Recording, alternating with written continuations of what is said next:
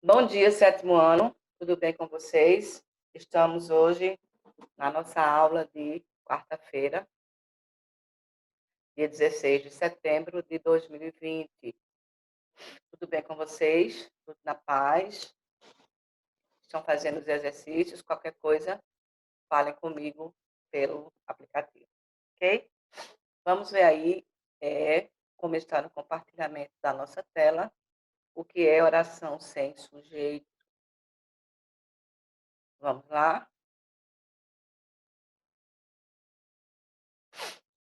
Oração sem sujeito é aquela que contém verbos impessoais, que são os seguintes. Então, impessoais já está dizendo que não é pessoal. E aí a gente já viu, né, alguma coisa sobre isso, mas vamos novamente voltar, porque como não caiu nessa V2, na próxima nós vamos colocar esse assunto. E nunca é demais a gente aprender, né? Eu já passei pesquisa, quem não fez, vou pedir que faça. Então, vamos lá. Oração sem sujeito é aquela que contém verbos impessoais, que são os seguintes. Então, verbo haver, com o sentido de existência ou acontecimento. Exemplo, há um ano não aparece. Então, esse a aí tem sentido de existência ou acontecimento. No caso aí, que a pessoa não apareceu. Depois, verbo fazer e outros, quando indica passagem de tempo, ou então fenômeno natural. Então, faz tempo que isso aconteceu. Tá? O verbo fazer, no sentido de produzir, aí ele é pessoal. Tá? E esse faz, no sentido de tempo decorrido. Outros verbos que indicam fenômenos da natureza, tais como anoitecer, chover, trovejar. Então, temos aí um exemplo, chove como nunca. Então, por que um fenômeno da natureza? Porque você não faz anoitecer, você não faz chover, você não faz trovejar. Um fenômeno já natural que a própria natureza produz, né? Na época que, podemos até falar, na época que ela quer, né? Então, vamos aí ver, mais uma vez, que os verbos são impessoais. Não há nada de pessoal, não há pessoas no discurso, nem a primeira, nem a segunda, nem a terceira do singular, nem do plural, porque são impessoais. Se fossem pessoais, você teria aí as pessoas do discurso, ok? E na cara, assim, fenômenos da natureza, ok, gente? Então, temos aí anoitecer, chover, trovejar. Como podemos verificar nas orações acima, não existe relação entre sujeito e verbo. Ou seja, por que não existe? Porque o sujeito simplesmente não existe. O sujeito não existe. O sujeito é inexistente. Então, não há relação. Se só há o verbo, então é oração sem sujeito. Vamos ver aqui exemplos de oração sem sujeito. Com o verbo haver, indicando a existência ou acontecimento, que a gente já viu, né? Havia tanto por dizer. Esse verbo haver aí vai ser flexionado, mas ele é impessoal. Houve muita gente elogiando, há alunos interessados no curso, havia muitos pratos saborosos, pode haver muita confusão lá, haverá aulas na quinta-feira.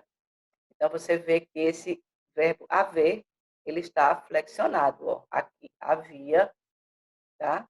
No passado, houve, no presente, há, no presente, havia no passado. Pode haver infinitivo, aqui eu tenho o verbo poder, auxiliante, e haverá futuro, mas não há sujeito, tá? Está flexionado o verbo, mas indica existência, mas não tem aí relação, não há relacionamento sem o sujeito. Com verbos ser, estar, fazer e haver, quando indicam tempo ou fenômeno natural. Então, você tem que prestar atenção. Por quê? Porque estar pode ser um VL, um verbo de ligação, né? Eu estou cansada. Então, eu tenho um sujeito, tá? Esses verbos aí, quando indicam tempo ou fenômeno natural. Vamos ver aí como é que eles se apresentam? Ó, são 3 horas agora. Olha aí, o verbo ser aqui são. O verbo ser, novamente, é. O verbo estar, está frio. O verbo fazer, tempo decorrido, faz 1 ano que comecei a trabalhar. Haver também, ó, indicando tempo, existência. Há pessoas à sua frente. A cada dia fazia mais calor. Então, fenômeno natural, calor. Verbos que indicam fenômenos da natureza. Então, vamos recapitular, gente. Primeiro, aí, ó, verbo haver indicando existência ou acontecimento, tá? Então, há, houve, havia, haverá. Depois, ser, estar, fazer e haver também é indicando tempo, tá? O fenômeno natural. E terceiro, verbos que indicam fenômenos da natureza em si. Então, digamos que a ação da natureza, não nossa. Choveu a tarde toda, já amanheceu, continua trovejando, está orvalhando e chuviscou, tá?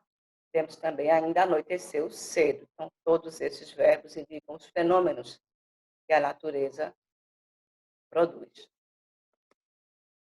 Agora vamos para qual a diferença entre sujeito indeterminado e sujeito inexistente. Lembra? Sujeito indeterminado, índice de indeterminação do sujeito e o sujeito que não existe. Vamos ver aí? O que diferencia o sujeito indeterminado do sujeito inexistente são a identificação e a existência na oração. Porque os sujeitos determinados, eles existem. Até aula passada eu falei. Talvez você não queira falar, mas eles existem.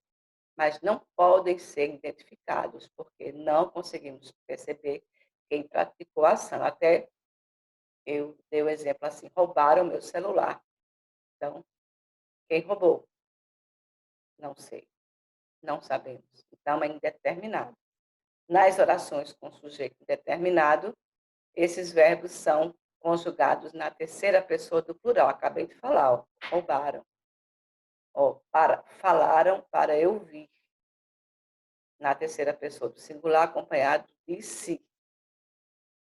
Aqui precisa-se de ajudante. Também, oração, sujeito indeterminado. E no infinitivo impessoal, amar é preciso. O sujeito inexistente, aquele que não existe, como falei, por sua vez, não existe na oração. Simples assim. Dizer que uma oração é sem sujeito é o mesmo que dizer que naquela oração o sujeito é inexistente. Mesma coisa. Assim, orações sem sujeito são aquelas em que há verbos impessoais, os quais são sempre conjugados na terceira pessoa do singular. Ventou a noite toda, choveu, e assim por diante.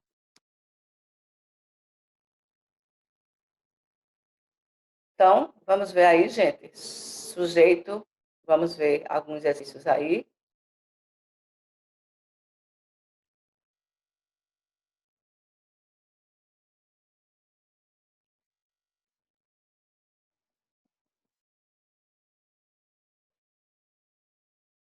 Ó, o sujeito é alguém ou algo de quem ou do que se fala. Você já sabe, né? Eu estou falando de uma pessoa que, no caso, é o sujeito. Quando ele é determinado, ele é facilmente identificado na oração através da utilização do método da pergunta. O ajudante da loja correu muito com o veículo. Ao responder à pergunta quem correu muito com o veículo, identificará o sujeito da oração, que nesse caso é o ajudante da loja. Daí nós tiramos o núcleo, que é o ajudante, a palavra mais importante do sujeito. Vamos para a classificação. Os sujeitos são classificados em sujeito determinado quando ele é facilmente identificado na oração. Nesse caso, o sujeito pode ser simples, composto ou oculto. É diferente o oculto do indeterminado. No indeterminado, não sabemos quem praticou a ação. No oculto, ele está escondido. Olha aí, ó. Sujeito indeterminado, quando o sujeito não é identificado na oração. Inexistente, quando as orações são construídas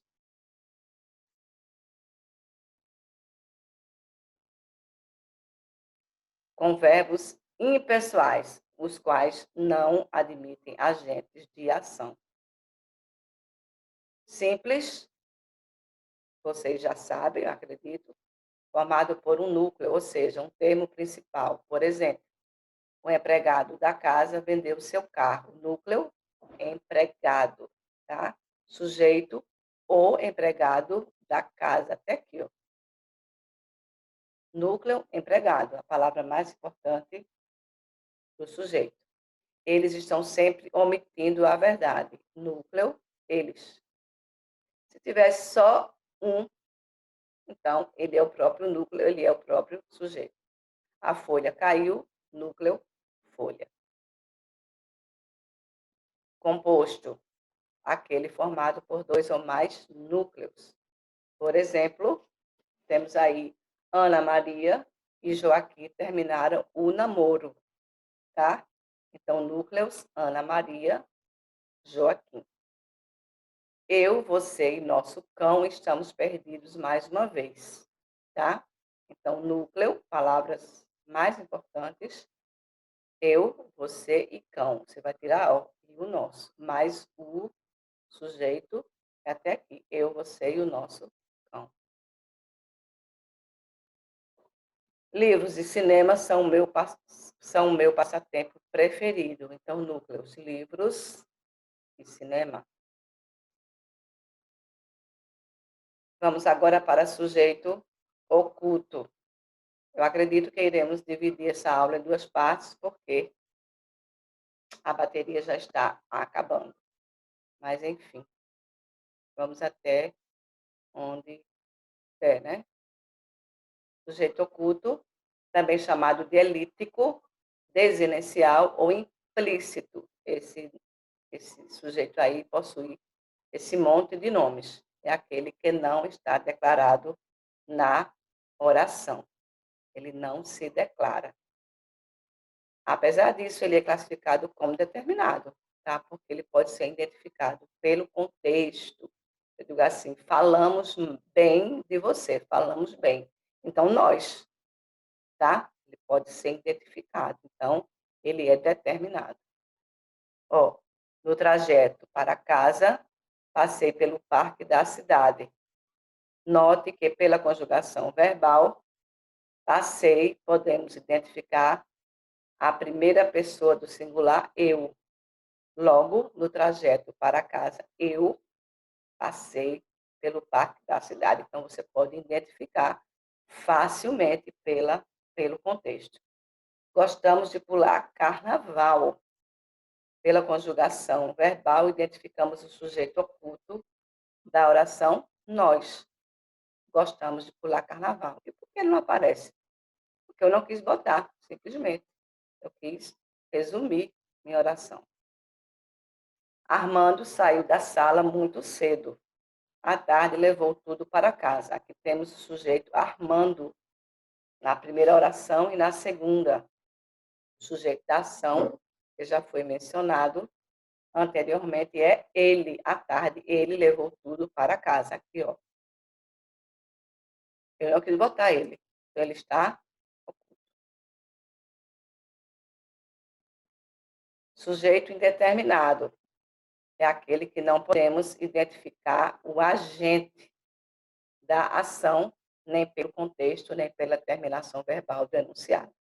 Não se pode saber quem praticou.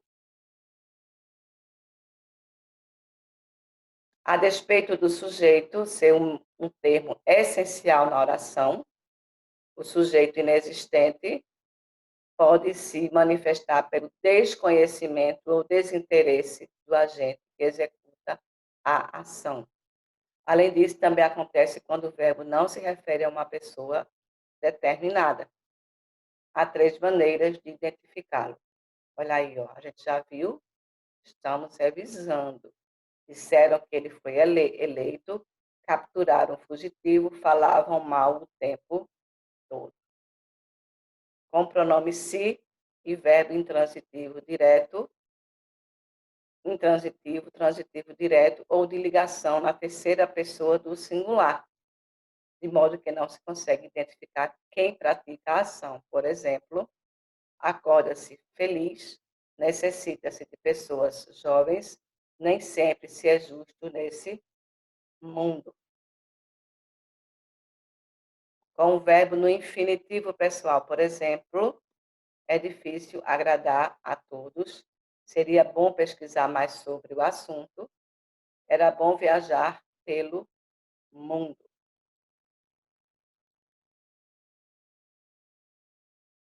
Voltamos para sujeito inexistente, uma vez que elas são constituídas por verbos impessoais, ou seja, que não admitem agentes da ação, como é o caso de verbos que indicam fenômenos, como a gente já viu, amanheceu, anoiteceu, choveu, nevou. Temos pouquíssimos verbos que indicam fenômenos.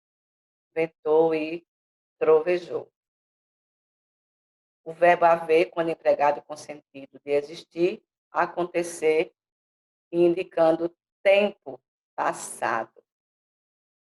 Os verbos ser, fazer, haver, estar, ir e passar, indicando tempo ou distância.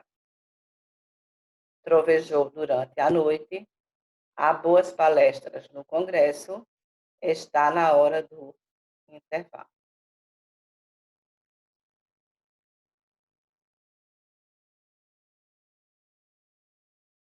Núcleo representa o termo mais importante quando o sujeito é seguido de artigos, por exemplo. O núcleo é apenas o substantivo que vem depois dele. Então, talvez tenhamos um sujeito grande, com 6 palavras, com 3 núcleos, tá? Palavras mais importantes. Embora o artigo e o substantivo sejam o sujeito, o seu núcleo é aquilo que semanticamente tem mais importância. Você não pode tirar de jeito nenhum, por isso que é chamado de núcleo. Ó, as meninas cantaram lindamente. Aí, ó, as meninas, sujeito. Núcleo do sujeito, meninas. Eu não posso tirar meninas, ok? Posso tirar as. Os avós, os pais e seus filhos viviam na quinta.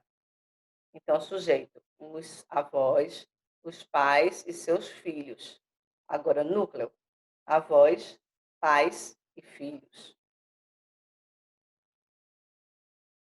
Sujeito e predicado são termos essenciais. Por que são termos essenciais? Porque eu não posso tirar, tá? Não posso tirar. Nós temos na língua portuguesa os termos essenciais de oração e os termos acessórios. O que é um acessório? Eu posso tirar sem prejudicar, mas o sujeito e o predicado são termos essenciais, isto é essencial para a existência do período da oração. Isso quer dizer que eles são essenciais na construção. Não tem como eu fazer uma frase sem sujeito e sem predicado. Só com predicado eu ainda posso ter, mas só com sujeito não se pode. Aí está dizendo, ainda que haja orações em que o sujeito seja inexistente, lembre-se que o predicado é o que se fala acerca do sujeito. Os estudantes gravaram um vídeo sobre a aula. Ó, sujeito, as estudantes. Predicado, gravaram um vídeo sobre a aula. Ok, gente? Então, depois vamos ver aí predicado, vamos ver predicativo do sujeito, vamos ver sujeito e predicado e voz passiva, voz ativa e voz reflexiva. Embora sejam assuntos do oitavo ano, nós já vamos dar, digamos, uma pincelada, né, nesses assuntos aí, ok? Então, por hoje é só e fiquem com Deus.